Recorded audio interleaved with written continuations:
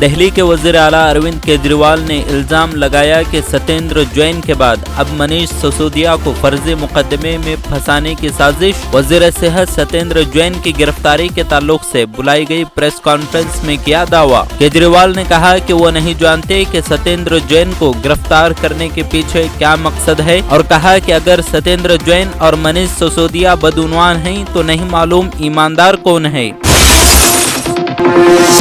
ملک بھر میں کئی مسجدوں پر کھڑے کیے گئے تنازعے پر موہن بھاگوت نے دیا بیان۔ کہا کہ اب سنگھ کی طرف سے مندروں کے حوالے سے کوئی تحریک نہیں چلائی جائے گی، اور کہا کہ اس بات سے انکار نہیں کہ سنگھ نے رام مندر تحریک میں حصہ لیا تھا، لیکن وہ تنظیم کی بنیادی فطرت کے خلاف تھا۔ ساتھ ہی کہا کہ تاریخ کو کوئی بدل نہیں سکتا۔ بالی ووڈ اداکار اکشے کمار کی فلم سمراٹ پرتھوی راج جو ریلیز سے پہلے ہی بیرون ممالک میں تنازع کا شکار، فلم پر کویت اور عمان میں پابندی کے بعد اب قطر نے بھی اس کی ریلیز پر روک لگا دی۔ فلم راجا پرتھوی راج چوہان کی زندگی پر مبنی ہے۔ فلم پر پابندی لگانے کی وجہ یہ ہے کہ وہاں کی حکومتیں بیرونی ممالک میں مذہبی بنیاد پر کوئی ایشو نہیں بنانا چاہتی۔ گورنمنٹ میڈیکل کالج سری نگر کی ایک تازہ تحقیق کے مطابق زیادہ وقت تک ڈیجیٹل اسکرین استعمال کرنے سے بچوں کی جسمانی اور ذہنی صحت پر انتہائی مضر اثرات ہو رہے ہیں۔ پڑھنے اور سیکھنے کے عمل میں ڈیجیٹل آلات کے استعمال کے متعلق اچھے سے غور کرنے کی ضرورت۔ یہ تحقیق گورنمنٹ میڈیکل کالج سری نگر کے شعبہ کمیونٹی میڈیسن نے دیا ہے انجام۔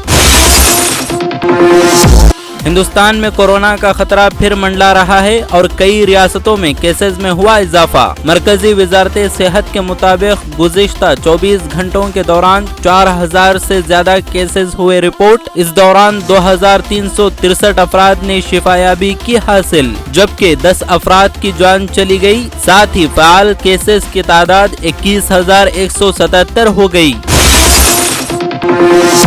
کانگریس پارٹی صدر سونیا گاندھی کورونا وائرس سے متاثر پائی گئی۔ ہلکی علامات ظاہر ہونے کے بعد انہوں نے کر لیا ہے خود کو آئسولیٹ۔ کانگریس کے جنرل سیکریٹری رندیپ سنگھ سرجیوالا نے اس کی تصدیق کی۔ انہوں نے ٹویٹ کیا کہ کانگریس صدر سونیا گاندھی گزشتہ ایک ہفتے سے لیڈران سے ملاقات کر رہی تھیں، جن میں سے کچھ کورونا سے متاثر پائے گئے۔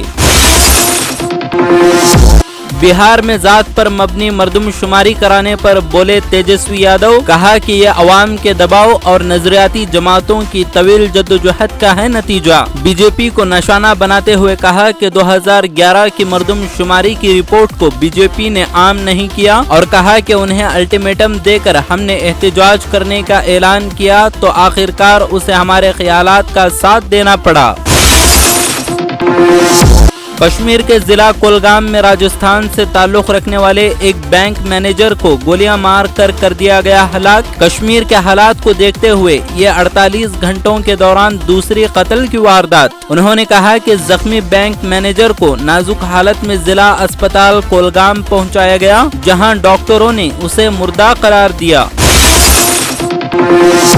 کولگام میں خاتون استانی اور راجستھان کے بینک مینیجر کی ہلاکت کے خلاف جموں و کشمیر میں ملازمین نے زبردست احتجاجی مظاہرے کیے۔ مظاہرین نے ہاتھوں میں پلے کارڈ اٹھا رکھے تھے جن میں انہیں جموں ٹرانسفر کرنے کی گئی مانگ۔ ملیٹنٹس کا نشانہ بننے پر سرکار کی جانب سے سیکیورٹی فراہم کرنے میں ناکامی پر بھی اٹھائے سوال۔